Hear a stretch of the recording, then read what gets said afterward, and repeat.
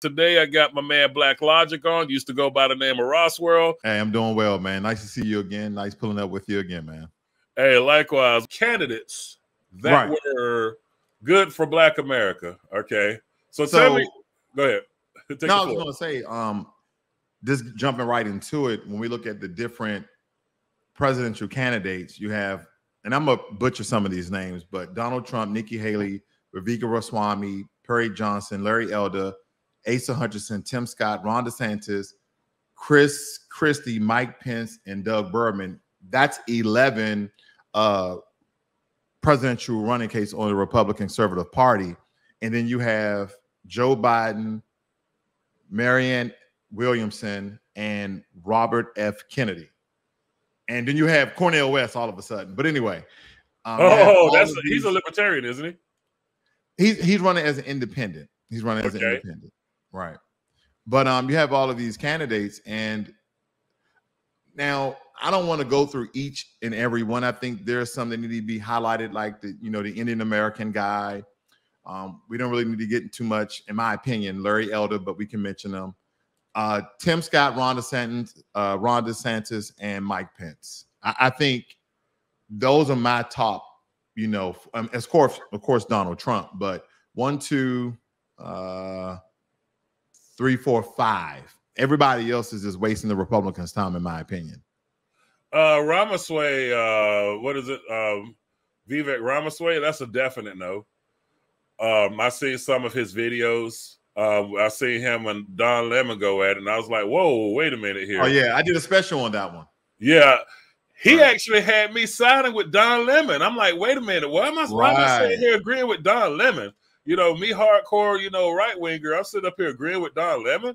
And then when I looked into this guy more, this fool talking about, wanting to change the Constitution so kids, to raise the age to voting to 25. You feel me? Right. Never mind. I wouldn't even. That's changing a lot of things that extenuated from the Constitution. So, I mean, yeah, there was, of course, the Constitution is the foundation of America, but there was a lot of laws, legislation, policies, etc., that was pulled from the Constitution in building up America and its laws. So, I mean, that's taking literally away one of your constitutional rights, in my opinion, by the extenuation of the Constitution. A lot of these candidates are talking in favor of what's the word I'm looking for? The Republican Party, for instance. Let's come out straight out and say it. The Republican Party does have a base in it that's very racist. We all know, of course, without a doubt. Yeah, there wouldn't be a Candace Owens or an Officer Tatum or any of these buck dancers or Larry Elder if the Republican Party didn't have that voting block, right? Right. I'm not saying that's the entire Republican Party, but I'm saying it's a good it's a big enough number that could sway an election. Definitely. Okay. And with that being said, those what I call clown servitors or trash can servitors is what I nicknamed the racist Republicans. Those are the type that used to be Democrats up until the late 70s, early 1980s. You see what I'm saying? So with that being said, I think that the reason you got the people fighting over that voting block or that support of the voting block is because the only thing the Democrats would have to do is say, okay, black people, we're done with you. We've done everything we can for you. It's over with. And then they tone down on the gun control. They can easily win that type back because they're poor. They are on welfare and all the other food stamp systems that they have out there, just like the poor black people they talk about. Absolutely. That won't be something they would bring up in a talk. And they don't really mind the LGBTQ community because there's a lot of people in the LGBTQ community in those trailer parks. It's a lot of people in the LGBTQ community in those middle American towns. Absolutely. So if you ask me, I think what we're dealing with now is a bunch of is them trying to get that poor white voting block, because a lot of those people that are in that voting block are poor. Absolutely. I think that we should probably walk down. I mean, I don't think we really need to touch Donald Trump. I'm pretty much thinking he's secure in his position. But like I stated, like the Vivek Ramaswamy guy, that, like you stated, you agreed with Don Lemon as well as me 100%. But you know, just to kind of give a short background on him, but I think he's worth $630 million, and he comes from tech, and he's the first Indian American, first Indian American for this generation. And I'm looking at some of his campaign positions here. Like you stated, increasing the vote until you're 25 by completing a national service requirement, shut down the Department of Education, the FBI, and the IRS, rebuild from scratch. I mean, a lot of these things, I'm just like, I don't even understand, you know, how you do these things. It banned gender confusion care for minders. Okay, I agree with that. Pardon defendants of politicized persecutions, including Trump and peaceful January 6th protesters. I have no comment, but I have a large comment on that one, but nonetheless. But yeah, this guy is unreal. I mean, I don't think, but he got big money behind him. That's the problem right there. He has big money behind him. He has that PragerU money behind him. When you got PragerU behind you, only thing, Victor's not going to get anywhere near all of this. He's going to raise some hell, raise some money, right? For his pockets. For his pockets. He's probably going to get a podcast. Depending on how long, see, the Democrats can destroy the Republican Party easy, and the Republican Party can destroy the Democratic Party easy. What I mean by that is the only thing that the Democrats got to do is say, you know, tone down on the gun control talk, right? Start taking a libertarian stance when it comes to gun control, which is what's what I'm looking for, which is right as right wing could be, but less of the talk about it. You see what I'm saying? Okay. And then, you know, pretty much tell black people to piss off, because I mean, if you think about it, the black population is getting lower. I mean, the last census was 12%. We went from to 12.5% to from what, 13.5% in 4 years. You know, they're stating we're around 15% of the population now, that they've been demonizing that 13.4 because when they're doing the census, majority they said a lot of the black people won't even answer their door. So they're basically saying we're around 50 million or 15% of the population now.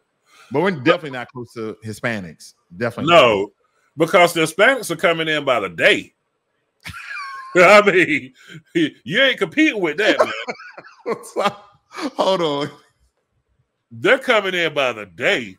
Is the way that you said it, and automatically my mind went to caravans, and it went from Guatemala, Chile, it went from all the Central American, you know, countries like Honduras, Belize, right through Mexico, all into America. That's what my mind jumped to that quick.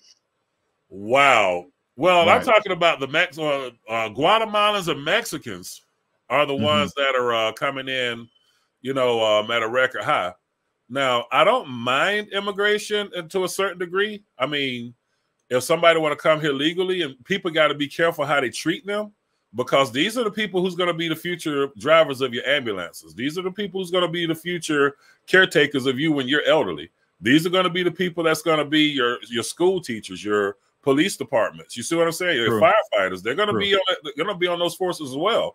So I think that people need to be careful how they treat them, or else they're going to end up with another Black America. And what I mean by that is Black people join the military, but that's not because they love their country. Good point. Very good point. So, look, that's a whole nother conversation I don't want to dive into just yet. Okay. But I would definitely state the next candidate I'm thinking about is Tim Scott. He's a yes man. Say that again? A yes man, but go ahead. Right. I'm about to say he doesn't really have strong policies. He's just a black face. And anytime you have a couple of black Republicans, you know, really no matter their policies, black people are going to pay attention just as well as they do on the Democratic side. Like, oh, we got a black Republican, and automatically, I'm going to tell you, you know this, I know this. If you're a black Republican, they automatically think you're a coon. Automatically. Yes. Without any evidence, without any proof. They don't even understand that black empowerment, you know, is a part of the Republican Party, old school, not new school. But we were all conservative prior to 1960, before Martin Luther King spoke with Lyndon B. Johnson.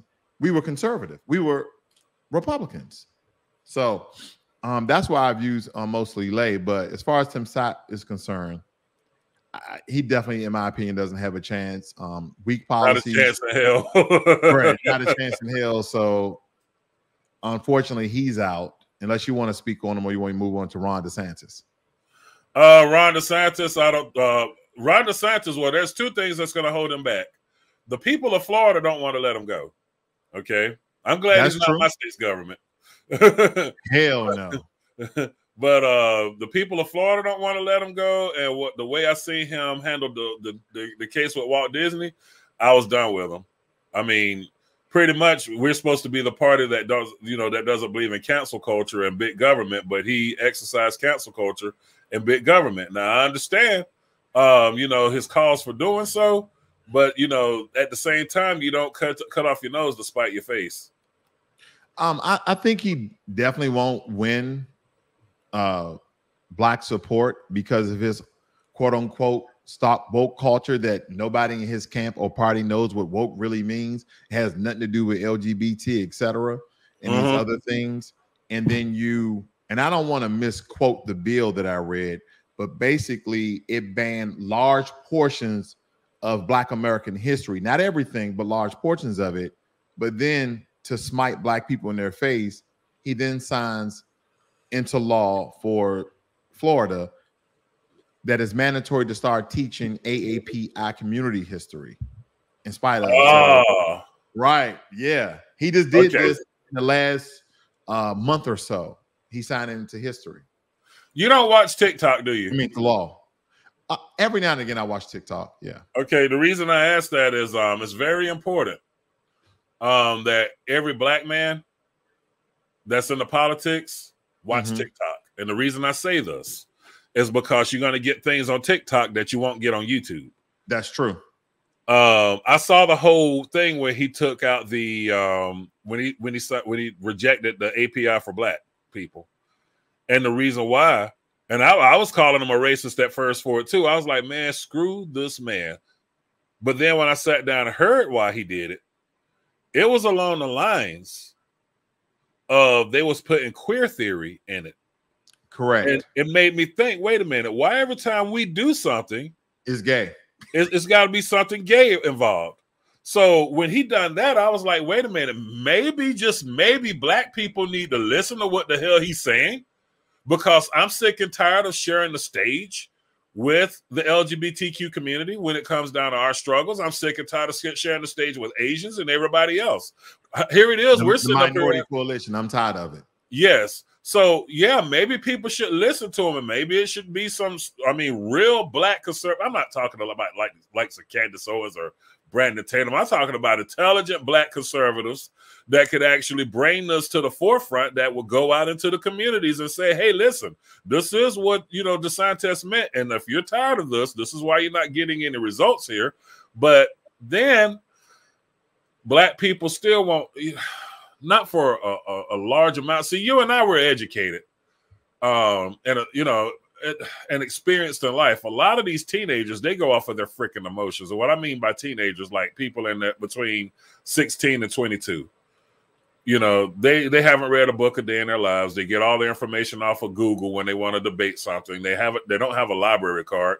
If you put a gun to their heads and told them to use the Dewey Decimal System, they'd lay down because they don't have no choice at that moment in time. So, I mean, what we need on the Republican side is people that actually care about the melanated community, people that actually can relate to the melanated community, because you're not going to get somebody on Fox News, Tucker Carlson talking about Black people are murderers, this, that, and the third, and then expect them to survive in the community. It's not going to happen, man. Right.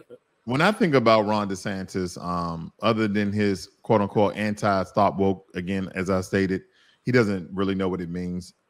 But when I'm looking at some of his campaign positioning here, it says that he supports a 6-week abortion ban if he's signed into law in the state. The law includes exceptions for rape and incest up to 15 weeks.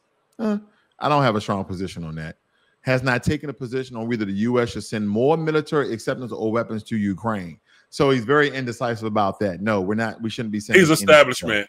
He's establishment. Right. The Republican Party is split on that. Some are saying, you know, Ukraine, and some are saying, you know, screw Ukraine. So the Republican Party is split on that as well. Right.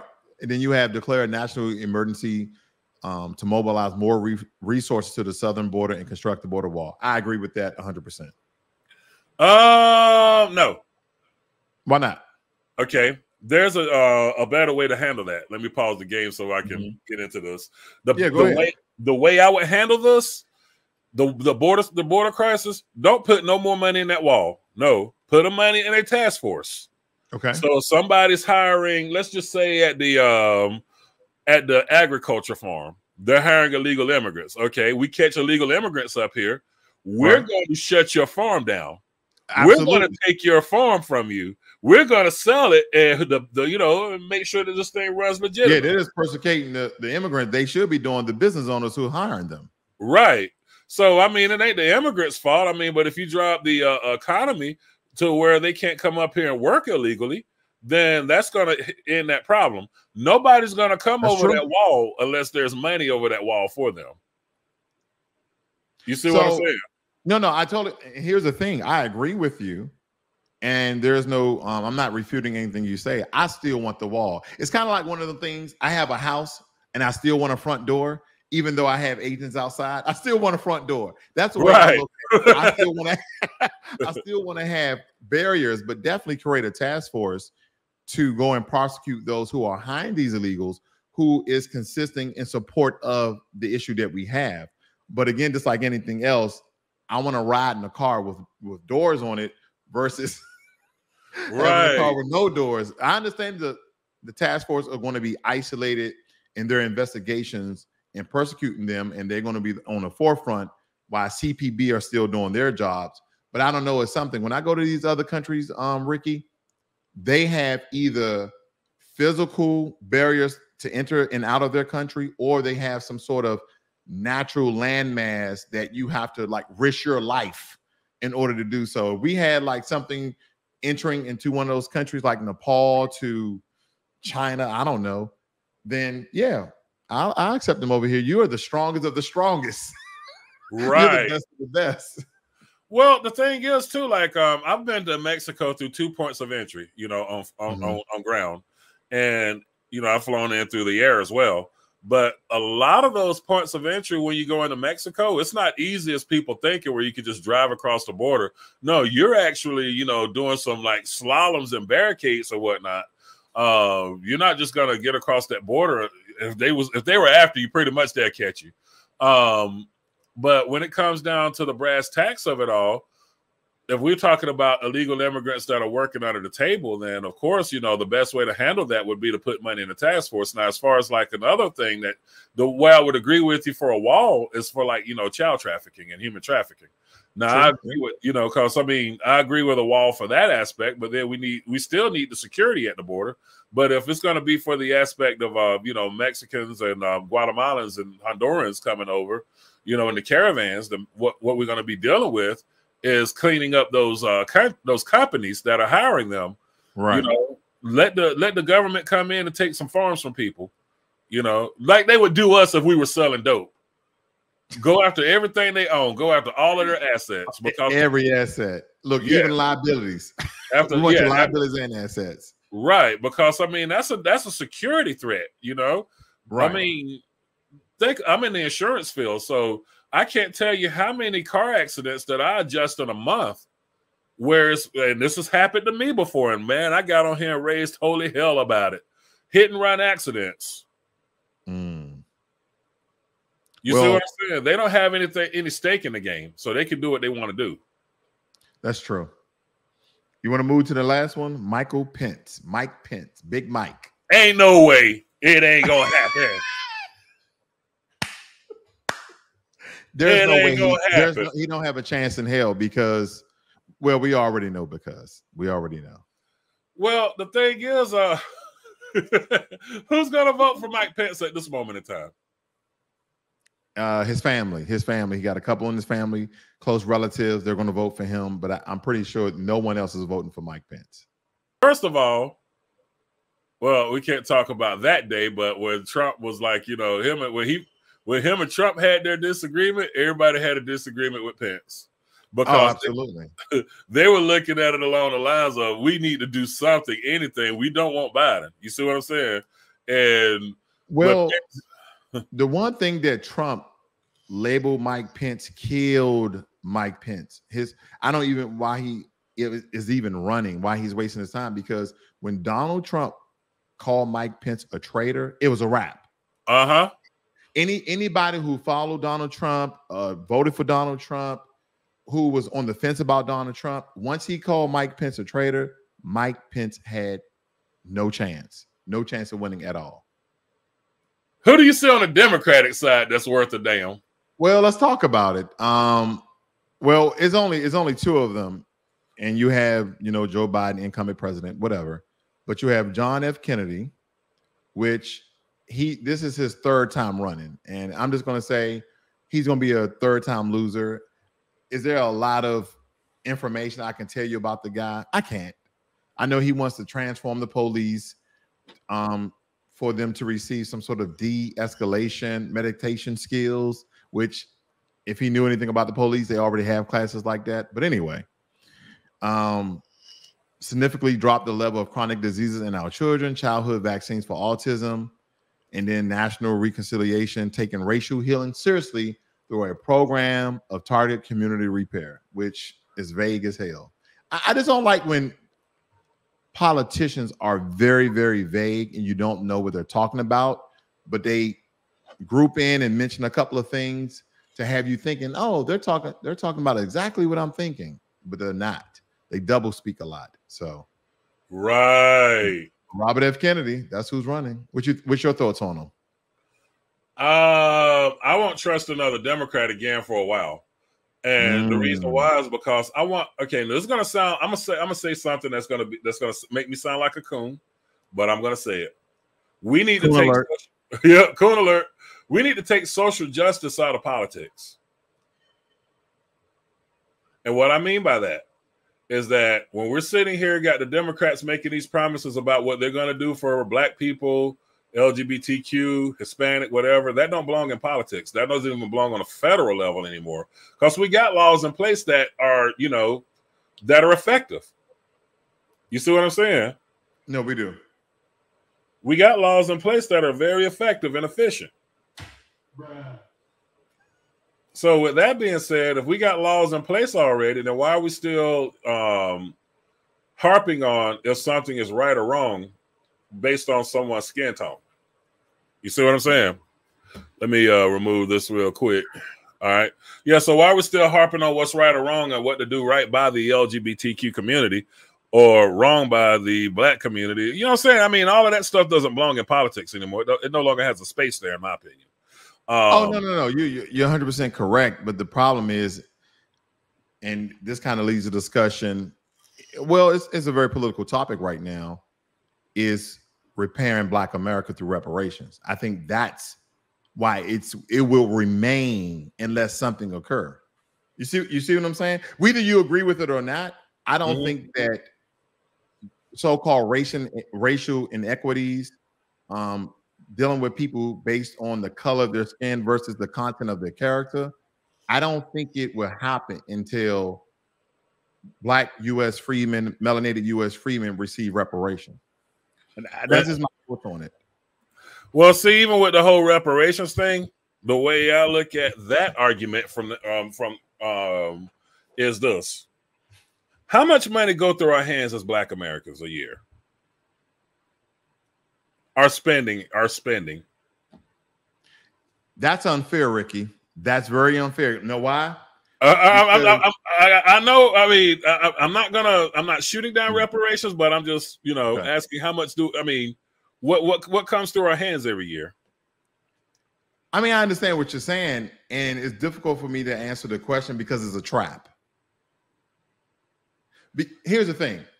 If someone owed you money, right? If someone owed you money and they have been pretending like or hinting that they were going to pay you, and for years and years, you're waiting for the money that's owed through your father, the work of your father, the sacrifice of your father, so-called. But that debt is still owed to you, his descendant, his child or whatever. And then I come to you and say, well, Ricky, don't you make $200,000 a year? Why are you still waiting for the money that's owed to you? It's not only about principle, it's about you owe me.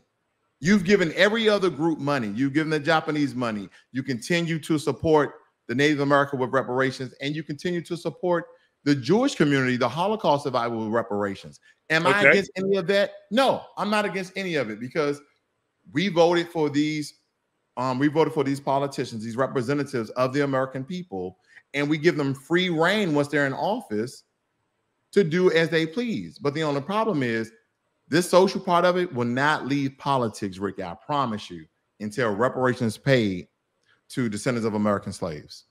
Okay, now I'm in full agreement. So, I mean, if you've seen some of my latest videos, you've seen where I go in on people. Definitely, yeah. I even tried to help Marcel Dixon win. So this is what I'm saying. With $1.3 trillion going through our hands, right? I don't think Black America as a whole want reparations. Reason I say that is because all Jim Clyburn had to do was show up with fish fry. I knew it. Catfish nuggets. I knew it was a trap. You see what I'm saying? I understand what you're saying. I actually saw what Jason Black looks like. I'm gonna keep that brother's identity, hidden like he wants me to, but I actually was standing like probably 5 feet away from that brother when he was down there for Marcel Dixon, and I heard his voice, and I was like, "That's Jason Black. That's Jason Black." Yeah, he was down here in Charleston, and the crazy part about it, the reason I say that, because all these people were there talking about reparations, but that didn't even reflect at the voting booth. All Jim Bojangles Clyburn had to do was come here with 2 Chainz, Come Swallow Harris, and catfish nuggets. You love Come Swallow Harris. You know you do. Yeah, I would do her. I mean, ain't gonna lie. I mean, if I had a chance to like nail that, I would. I mean, but I'm just saying.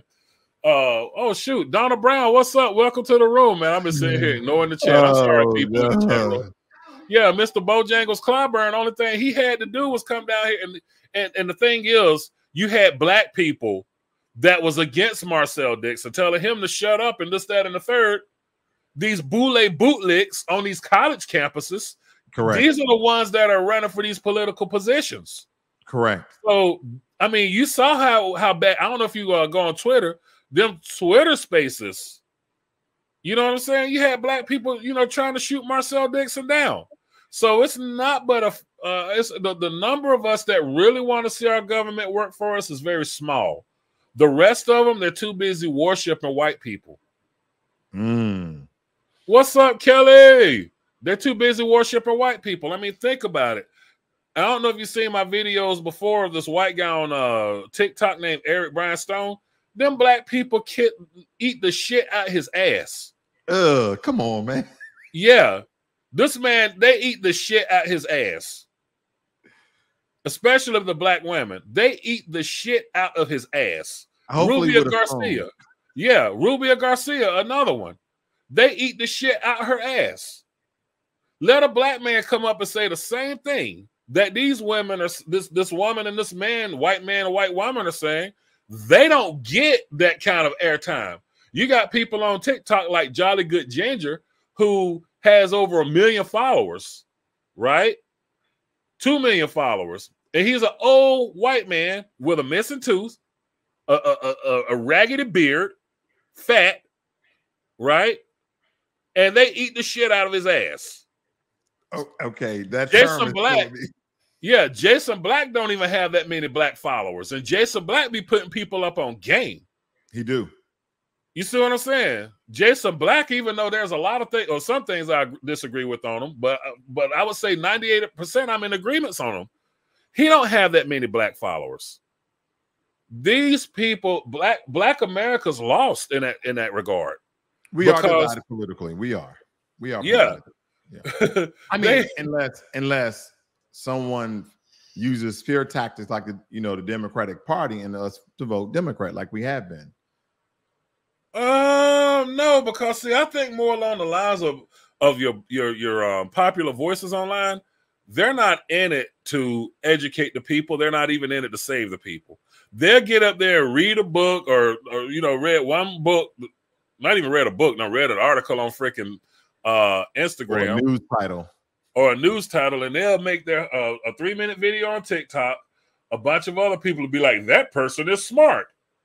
And you're looking at the whole thing like, really, dude? They didn't say much here. And then when you counter argue them, well, let's have a debate. And what does a debate mean? This means we're gonna talk to each other. We're gonna when I run out of talking points, I'm just gonna start hurling insults at you, and I'm gonna have my followers to mass report your channel. You see what I'm saying? That's the shit that they do. Right. It's a popularity contest with them. And who else better than to distract the masses than to put actors, what I would call actors, that have a popularity contest. Now, to me, this is why I haven't been getting in Candace Owens' ass lately, right? I mean, even though I can't stand that bootlicker, but until people start calling out these white saviors, I don't want to hear them say shit about Candace Owens. Until they start calling out people like Messi Jackson and now Charlatan using black people's deaths to get their pockets fatter, I don't want to hear them, hear them say shit about Candace Owens or Brandon Tatum or the rest of them. Let them brothers get their money. Because everybody else is. Right. And so, now, not that you need it, but if you receive $350,000 after tax and you can do whatever you want with the money, what would you do? $350,000 after tax? Yeah, that's your takeaway. Pay off all my debts. What else? Probably have about 50 grand left over. And that 50 what would you do with the 50 grand? That 50 grand, I would probably invest in my other business that I'm doing. Right. So, yeah, I mean, that is why reparations are important to me. Your personal account, my personal account.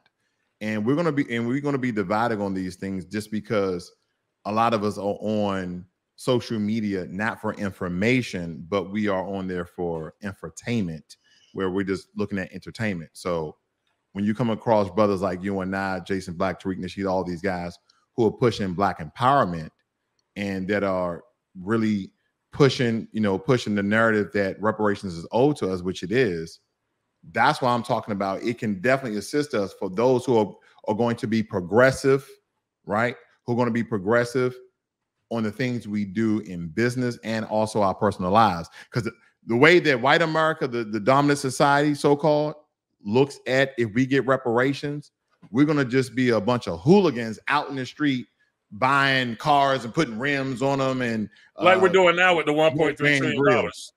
Right. But there's a large portion of black America that are about their business. So no one asks any other group what they do with the money. Like, look at the Native Americans. They're drinking themselves to death, but they are still receiving money. Mm-hmm. But see, the Native Americans are on reservations, and so they're not really in the public face like we are. Well, here's the thing. Give us our so-called 40 acres and a mule, make them combine land. We can have our own region or state or sovereignty land like the Native Americans. And then Pookie and Ray Ray can pull up in 25-inch rims all day to themselves. Who cares? I'm going to be building. I'm going to take the money to build. But do you think, I mean, let's be honest here, man. Do you think a lot of black Americans will do that? Okay, I can see you and me building. I can see, people that come into this room building. Want me to give you a realistic number? I think a realistic number would be about 55% of us will do better with reparations. Not worse, better. 55%. So that leaves 45% that I think is going to pretty much squander away the money. And the reason why I say 55%, out of that 55%, not all of us are going to buy real estate, buy franchises, build businesses. A large portion of the people are going to do a couple of things. They're going to pay off their debt, just as you stated, and they're going to try to live the rest of their lives off that reparations. I just want to live a good life, take a vacation once a year, etc. Right? If 350,000 was actually that much money, but if we got that as a down payment and then grouped into the yearly budget for reparations, just as well as the Native Americans, then yeah, that's why I think that majority of Black Americans would do. Why there be about 25% of us that actually build from it. I do believe that. Yeah, even further back net. But what people are failing to understand, this is a short response. Where people are failing to understand, people from the outside looking in, that we're just one monolithic group, Black Africans as well as Black Americans, which is totally false. The one thing that separates us 100% is culture. We come from a different culture. We come from a rebellious, stand up and fight culture versus they come from a culture where they were colonized. They had the majority of the population and did not fight back those people who had them under armament. So that's just my take on it. We have two different mindsets. We have different beliefs, different even sects within the Christian religion, which, I don't really get into with that, but that's just what I believe. Well, America's built on rebellion. It was the first the Pilgrims, and then the rebellions of old, Civil War. America's a country that was formed on rebellion, and Black people are a part of that rebellion. So when you get these what I call tether class people that come over here, they don't know anything about rebellion.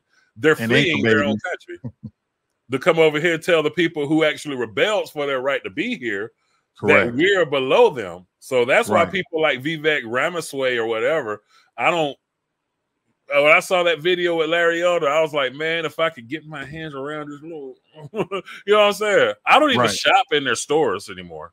I practice what I preach. I do a lot of business in the melanated community around here. And if I'm in that community, and let's just say I'm hungry, I want a pack of peanuts, I would drive all the way to a franchise store before I would go and shop at one of their inconvenience stores. I call them inconvenience stores. I don't want to go in there smelling their armpits. The person who's selling me my food, that's the snack on, should not smell like ass cracking armpit. You see what I'm saying? I'm sorry. I mean, you keep catching me off guard, man. I'm not thinking you're gonna say something crazy like that, but of course. I mean, it is what it is. So, and they shouldn't have a nasty attitude when dealing with me. When I was in Colombia 3 days ago, I drove by that store where these people, where that child unfortunately lost his life. Right. People were asking, when is that place going to reopen?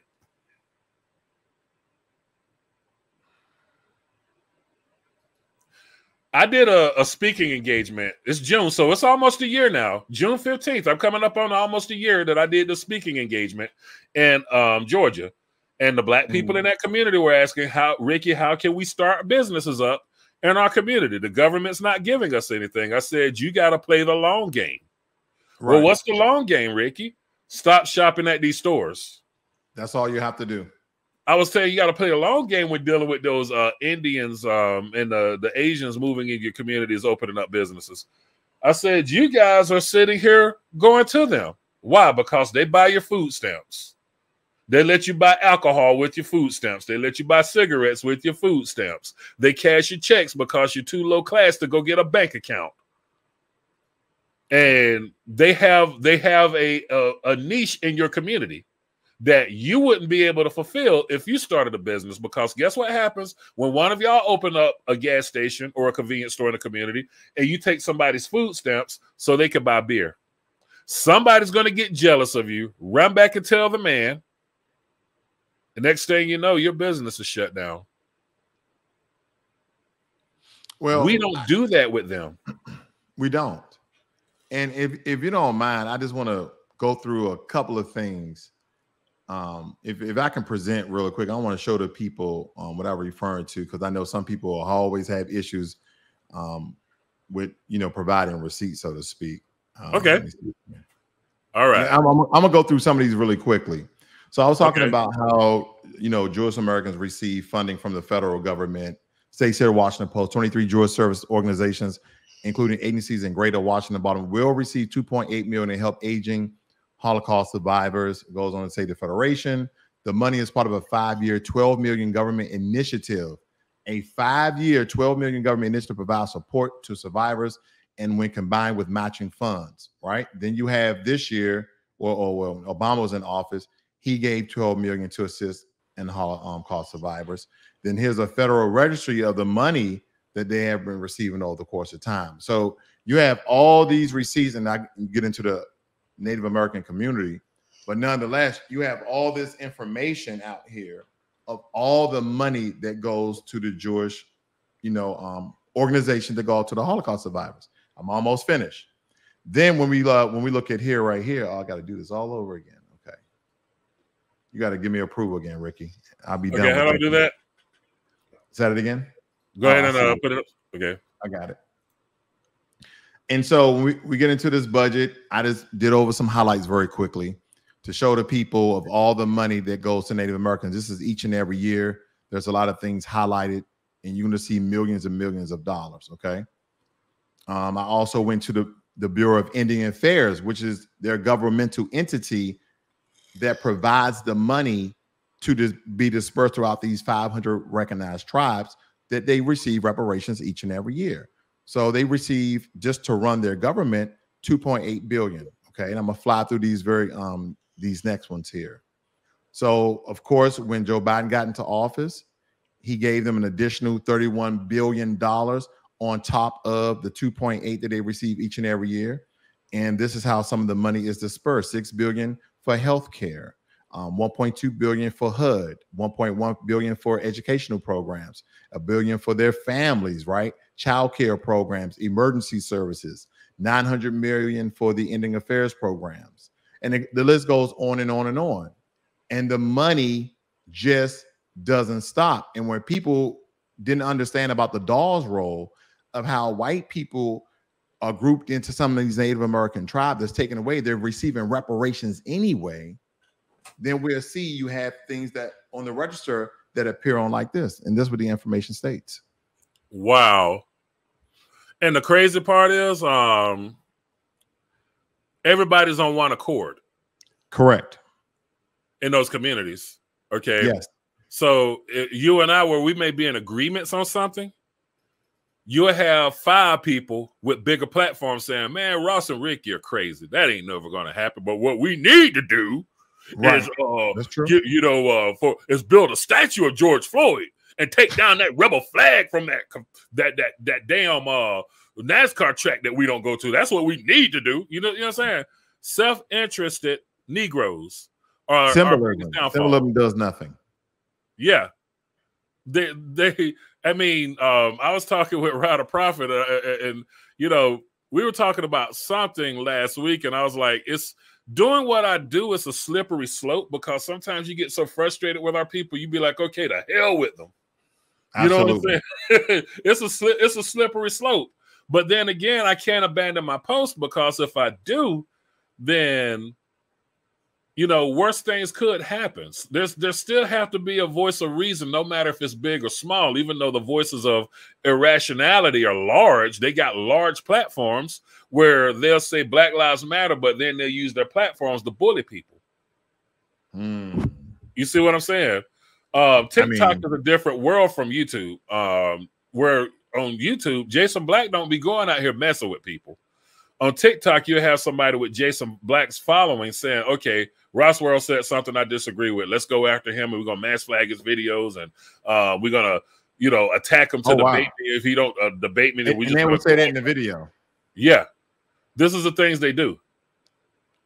Or they will have the police come to your house or try to swat you. Right. You see what I'm saying? But you're sitting here talking about police brutality, but you as a Black person will use the police department that you say is brutal as a weapon against other Black people. Wow. And try to get them unalived.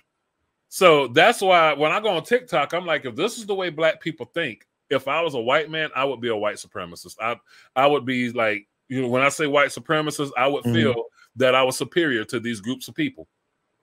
Simply because there's no group of people that could claim that they care about their people that would do things like that to their people. You don't think white people do them to themselves as well? Well, hell, look at Ukraine. Look at Nazi Germany. They do it to themselves as well. Right. Right. But at the end of the day, they still have power. We don't. It's a difference between that's being a relevant stupid point. with I power. must say, no, I agree. Yeah. That's a relevant point. They do have power, and we don't. That's true. I mean, if we don't have power and we're sitting up here saying they got all the power, but we're sitting up here shooting at each other, then we will never have the power. You see what I'm saying? True. So I would rather be stupid with power than stupid without it. The conversation. I agree. They figured out a way, even through all their brutality of themselves, to come in cahoots. And this is my opinion with this, that they should oppress solely one group of people. And that's how they kind of divided and conquered the black world, essentially. Because, I mean, even the African countries don't have power over their own countries. No, that's divided between Asia and Eastern Europe. Yeah. They just divide, and they're dividing Africa once over again. So at first, the African continent, except for the North, they were going through their own colonization, apartheid, etc. But now they're going through economic, apartheid, essentially. One thing I learned about diamonds, and this was from actually talking to people in Africa, diamonds aren't really that valuable. Somebody put value on diamonds. Yes. And I'm like, wait a minute. I was like, well, everything in the world is in that aspect, because okay, we're crash landed on a desert island, right? Everybody in the chat rooms on the plane with us, we all survived. I got all the food. I got cows, I got the access to fishing, I got the fishing tackle, right? But y'all have all the gold, you have all the silver, you have all the just precious metals and whatnot, right? I know what you're getting at. I say if y'all come at me and be like, yo, Ricky, man, yeah, can we get some of that food from you? I give you a ton of gold. Yeah, what good is that gold doing me? Nothing. I gotta go out here and catch these fish. I gotta slaughter these cows. I tell you what, though, yeah. Gold, I get what you're saying. Those natural resources, gold, silver, and not the agricultural part, but the rock minerals that we put these large distinctive values on, like gold, silver, diamonds, rubies, etc., are just costume jewelry if you don't have the resources to back it, like you were saying, like cattle and land and farmlands with food and fresh water. None of those things mean anything without that part. So you're absolutely correct. So what the Europeans done was say, this is gold. Okay. The Native Americans was like, we got a ton of that. The Egyptians were like, hell, we built statues with that shit. Yeah. You know? We just did it because it looked pretty. That's what they did it for. Like Mansa Musa, they had diamonds and gold and this, that, and the other. Now, he knew gold was valuable at that time, but prior to them, you're correct. They was using those pretty stones. They were using rubies, gems, cobalt, whatever. I don't fucking know. They were using all of those things just to beautify whatever pyramids or castles or statues they were building in Africa. I mean, yeah. They're like, yeah, use the shiny shit. Put that on there. Yeah. And then the Europeans came like, that's gold. Right. We're like, okay, what's gold? And then they'll show us something like this musket. You like the musket? Yeah. Well, you need gold to buy this musket from us. Oh, okay. We got plenty of that. The best way we can get reparations is, what's the word I'm looking for? To use the resources we have already. The businesses that we building, develop a voting block, develop power in our community, which we don't have. Then we could go ask for the reparations. Right now, we're making demands without a position of power. Right. So I guess the reason why I disagree with this, if Donald Trump being the best candidate, because among the Republican candidates, Donald Trump has shown very limited support for reparations. It has not explicitly advocated for making Black Americans a protected class, like as we should be, just like the Asian Americans. And I know you may disagree with this as well, wiping away qualified immunity. So that's why I'm kind of like, I know that he's pro-blue, which that's fine, but no one's really saying pro-good policing. They want to support the police, which, believe me, we need the police. I'm not saying eradicate the police. I'm not even saying defund the police. We need the police. Okay. We just need good policing, and they have this, protection. They are a protected class when they do wrong. So there is no excuse. There's good police, bad police. I'm not saying all police is bad. The only thing I'm saying is black man running the other way, hands up, you shoot him and kill him in the back, you need to go to prison. Bottom line. Well, I mean, and I don't mean to sound like a coon when I say this, but that happens to white people too. I saw several videos where the cops banged on a man's door. Somebody swatted him. He opens the door with a gun. Bow. He's gone. White guy. White woman sitting there watching. She's screaming, "Oh my God!" They're telling her to calm down. Like she just didn't see her boyfriend or her husband, whoever, get gunned down in front of her. You hear the baby crying from inside of the apartment. Now, you and I both know if that situation had to happen to a black man, that'd be a trending hashtag. Benjamin Chump, Al Sharpton, and Messi Jackson will be all over it. Another situation where a guy was in a hotel. The cops was telling him, he was down. He was on his knees, done everything the cops said. They gunned him down. You and I both know NAACP, Messi Jackson, Al Sharpton, all of them would have been over this, all over it. I mean, so I think that if Black Lives Matter was really something that was needed, it shouldn't have just applied to black people. That's something that should have went universal, because I've seen, even in my personal day-to-day life, white people getting mistreated by the police. You see what I'm saying?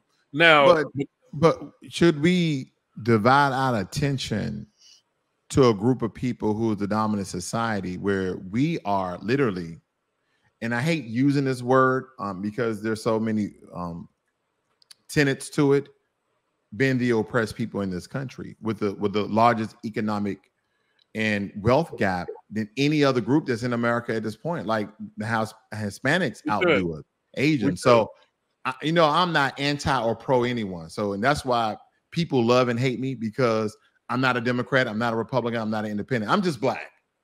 The Caucasians, I mean, so you got the elite class, you got the class of us that's just everyday people.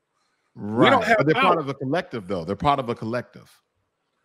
Still yet, though, even if they were part of the collective, do you think that out of all those white people that showed up on J6, that they would have let anybody in that building to hurt one hair on Jim Bojangles Clyburn's head? This is what I can tell you. I can tell you, you can ask your white subscribers, your white viewers, that if them and a person that's black commit the same crime at the same time in the same whatever, everything's the same, their history is the same, I guarantee they will still believe that the black person will get a longer criminal sentence. Absolutely. That comes with two things. One, social engineering of how we're looked at in society. That's and true. The second thing is the lack of resources that we have. For instance, if, let's say, Breezy Stratton had a next door neighbor who just so happened to be black, they have a falling out. Right. Breezy whoops her ass. Right? Right. What happens when Breezy surfaces on TikTok? When her face surfaces on TikTok, oh, she just beat this black woman down. Now, the argument doesn't have to be anything racial. Maybe, Breezy had her music up and, they were beefing for a long time. It doesn't have to be anything racial. The first thing people will scream is white supremacy. When it's just two people who had a disagreement. I just have one question for you, though. Okay. In reference to that, who created social engineering? Was it black folk or white people? I think it was the elites. You got two different classes of white folks. This is one thing I harp on all the time. Yeah, there's different levels. There's different levels. You got the elites who says, I promise you, white folks, if you do this, that, and the third for me, this is, because that's how they built the colonies. Yes. Before they came to the colonies, they were Irish. Before they came to the colonies, they were Scottish. Before they came to the colonies, they were, Celts. You see what I'm saying? And then the British people. Yeah, they were made it upon. Yeah. Yeah. So when they came to the colonies, now you're white, you're American. Right. And this is the group of people over here that you know you're against, because these people, if anything happens to you, it's their fault. Correct. So now what you have, I don't think it's more racism nowadays as much as it is class, because class goes beyond race in 2023, right? And the reason I say that is because when I go to a dealership to buy a car, if I'm in there next to Joe Dirt, that dealer is going to come to me first, because he's looking at me like, this man got money. He's going to look at Joe Dirt and be like, you wait over there, or the buy here, pay here lot's that way. You see what I'm saying? I do. It's in America in 2020 now. Joe Dirt is all pissed off because all the racism that you're seeing now is coming from poor white people. This isn't coming from wealthy or even middle class or working class white people as much as it is coming from the poor. They're the ones living in their hood and in their trailer parks. You know, their communities are infested with drugs, just like the urban communities. You see what I'm saying? But they're sitting on TV talking about, yeah, them black people over there, but they don't know those black people over there. And they'll look at all of us and see all of us in that one accord as those black people in the hood, when you and I don't live in the hood. I got 5 freaking black neighbors, a Hispanic over here, a white woman next door to me, and some white folks with some property over here that their house is so far back you can't see it from the road. So it's like we are a mixed community here, but we're not looking at each other as black, white, whatever. But at the end of the day, you get somebody in Swamp Water Trailer Park, right? They're looking at all of us the same. And they don't like to see our success because they feel that they deserve it. So at least what you'll have is those poor white people thinking that they can get in good with these wealthy white people. Now, who are your poor white people? Where do they go in life? Well, they join the police department. They join the military. Right? They have these low-skilled labor jobs. Right. And when you hear them talk, the first thing they scream is, these darn immigrants, I can't speak Spanish, so I can't get a job roofing. I had a guy that I fell out with, and I was like, well, learn Spanish. Pick yourself up by your bootstraps. These are the same arguments you would have for me, right? So now I'm telling you, as a man who makes 6 figures easily in a year, to tell you to pull yourself up by the boot. And that felt so good to tell somebody that for a change. God damn it, that felt great. But the white guy who said, I'm a roofer and I can't get a job because I don't speak Spanish. Well, pull yourself up by your bootstraps. Learn Spanish.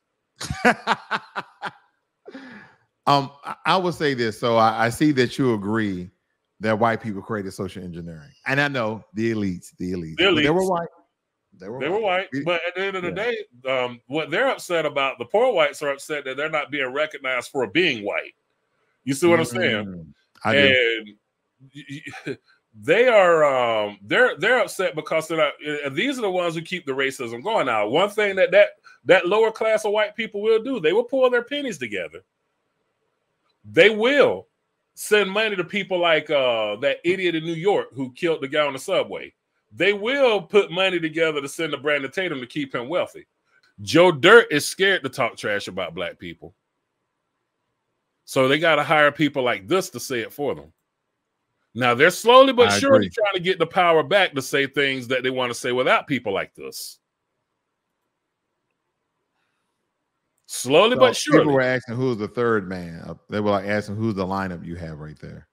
That is ABL, acronym for another bootlicker, the Officer Bastard Tantrum, and this old buttermilk biscuit crumb spitting guy on the end. I keep forgetting his name, so that's how irrelevant he is. But I saw him bashing black people shortly after the Buffalo Massacre, talking about this ain't what black people should be mad about. Damn if it ain't what they should be mad about. You see what I'm saying?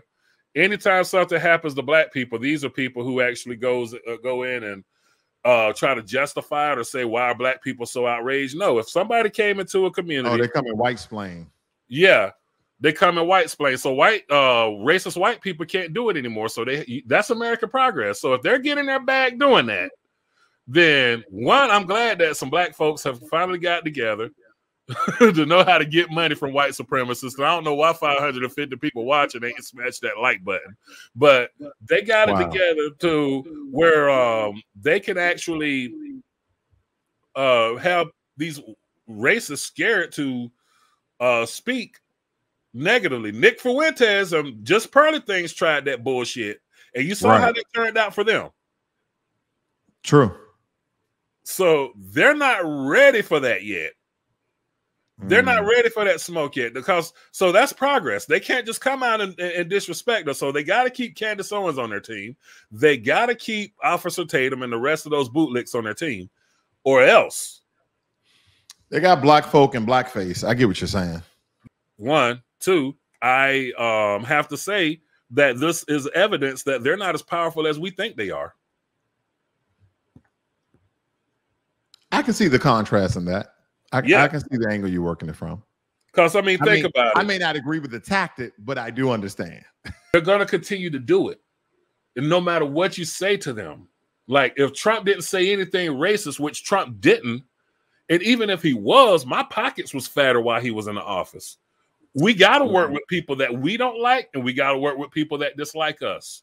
True. Because, I mean, if we're going basically off speech between Donald Trump and Joe Biden concerning melanated people, then I don't recall Donald Trump saying anything racist, but I can definitely tell you, I don't care what anyone states, what Joe Biden said on the Breakfast Club, definitely racist to me. I was like, not just that. Anyone vote for this freaking guy? Yeah, we can talk about his history. I'm talking about during the current day, during that time, the most disrespectful. You're telling someone they're not themselves. You didn't tell that to the Asians. You didn't tell it to the Hispanics, and you definitely didn't tell that to white people. If you ain't white, if you don't vote for me, but here come and tell black people that shit. And you know what? We're gonna mold it onto the poll. Hey, sister Shanika, you coming with me? I'm voting for Joe Biden because I sure am black. I mean, that's how they look at us. Like we shucking and driving, and we moon sliding to the goddamn polls for the Democrats. But no. Only thing it took was for them to announce that Joe Biden won the presidency. And those black folks that was all about Black Lives Matter took those shirts off, put on the Stop Asian Hate shirts. And I'm like, but you haven't gotten anything yet. We got to work with our Asian brothers and sisters. And it's like, it's a sorry lot of us. And they made it as though black people was carrying out these assaults on Asians majority of the time. And it was white people. And I was like, we don't go around just beating up Asian people. That's not who we are. We've never done that. Matter of fact, there's all these Chinese restaurants and hair shops in the hood. Like, and if they felt that they were that in danger, they wouldn't be opening up their stores in our communities. Thank you. But that's again, we go back to, and I know you don't really much like it unless you change your stance. That goes back to the system of white supremacy projecting those things through, and I agree, social engineering and affecting the minds and brains of people in America. Propaganda through advertisement and marketing through mass media. That's what they have been doing.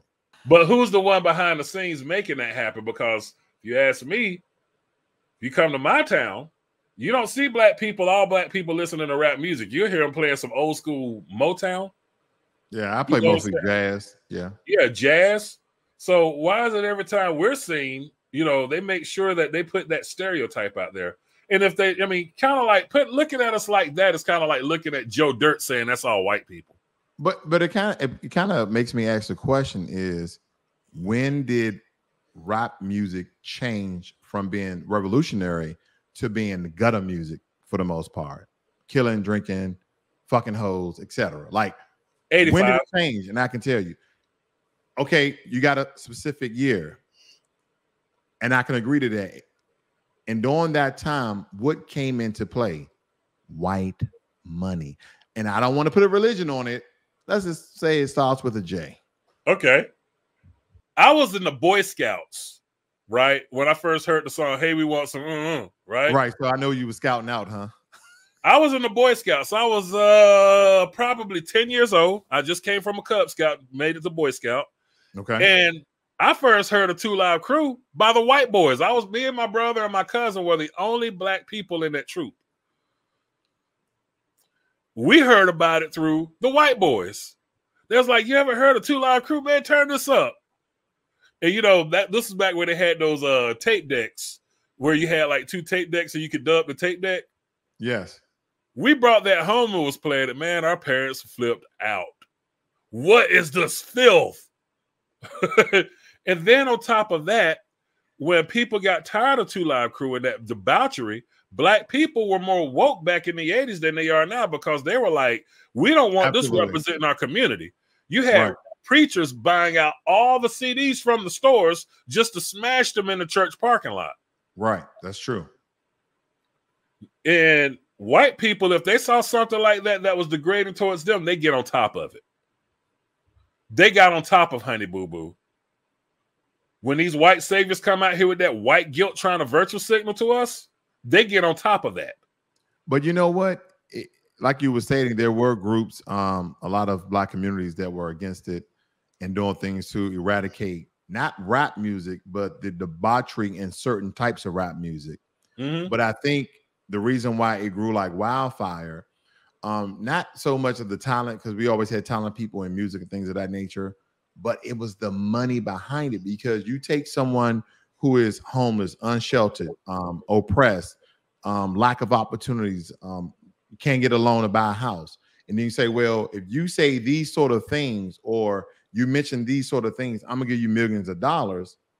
Then I know in that position at a certain time in my life, I would have done the same thing and took the money. You see what I'm saying? So they get you while you're down. They get you while you're down where you absolutely need it. They was like, you seen what we could do? Are you ready to commit? My wife says, listen, those same white people that you're trying to, that's going to be paying you, are the same white people that'll take your life if and when you grow a conscience. Well, you know, the goal saying that the system, once they get finished with the tool, they always break it.